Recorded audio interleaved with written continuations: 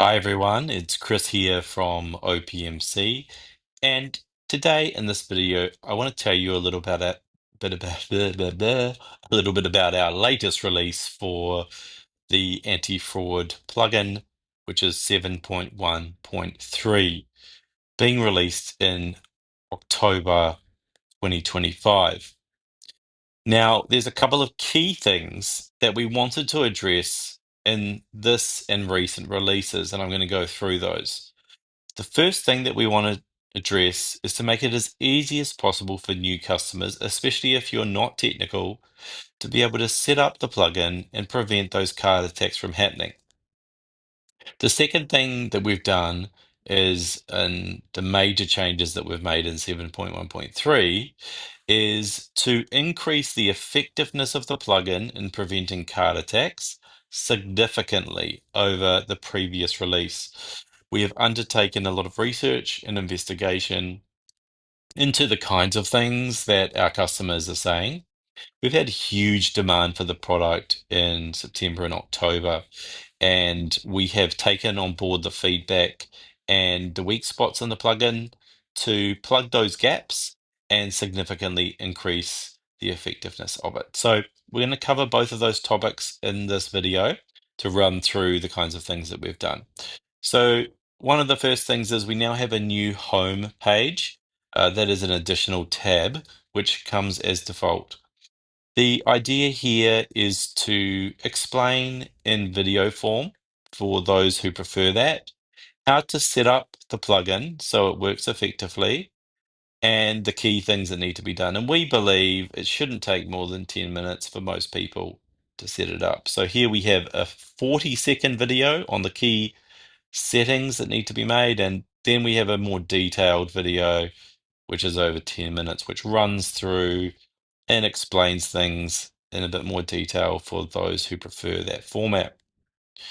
What you'll also see on the homepage is key actions that are needed. So we're highlighting the important things that you need to be doing. We've also highlighted with alerts in the tabs where things need to be done that haven't been done. So it's a lot clearer what things are missing.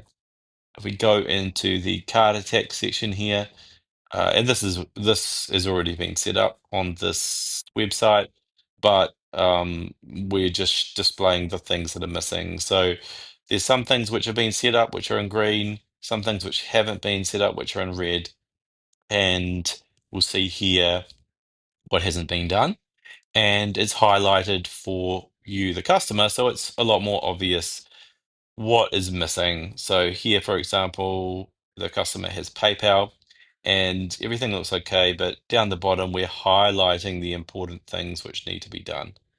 And if those things aren't done, then it won't work properly. So not only are we highlighting those things to make it clear in the tabs along the top, the things that are missing, but also in red, the items that need to be addressed are highlighted in red so that it's easier to find. Also here, for example, in the reCAPTCHA tab, which we use, you can see here, it does say it looks like you're not using PayPal, so this will not help prevent PayPal card attacks. Obviously irrelevant for those people, but for other payment types, enabling this and saving it will turn off the alert in the tab so that you can see what things are remaining to do rather than having to figure it out for yourself or read the documentation to understand those things. So we're just trying to make it as easy as possible. Now, in terms of the protection in general that we've made, we haven't changed much in the way of settings. We have improved some of the settings in the plugin, but majorly what we've done is we've added the ability to block internal to the plugin the kinds of things that the fraudsters are attacking on sites. So we've done a lot of investigation into what are the causes of card attacks for a smaller group of our customers who continue to have issues. And we have resolved the majority of those in the version 7.1.3.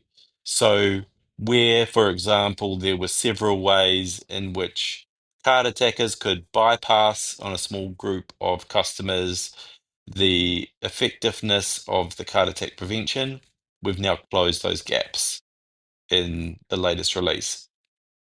Now, looking forward, we will be doing some more improvements in the coming weeks in late October and early November with several new releases that will address the remaining issues that we're seeing with customers in the majority of cases.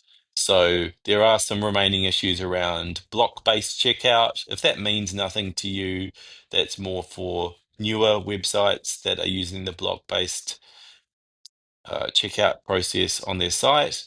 There is some more work to be done there to fully protect customers from card attacks, and we are working around the clock to add those new features to the plugin. So expect in the next wee while that we will have new additional features which better protect blockout, which better protect block-based checkout customers from card attacks. We are really excited to get those releases out to you as soon as possible. Maybe by the time you view this video, those things will already be in place. So we know for our customers that October, November, and December are the biggest times on their calendars for sales. We want to minimize the disruption that you have as much as possible, and we are working, as I say, around the clock to get those new releases out the door to a high standard to protect you and your e-commerce store from card attacks and fraud. If you have any questions, as always, please reach out to our team. We're here to help.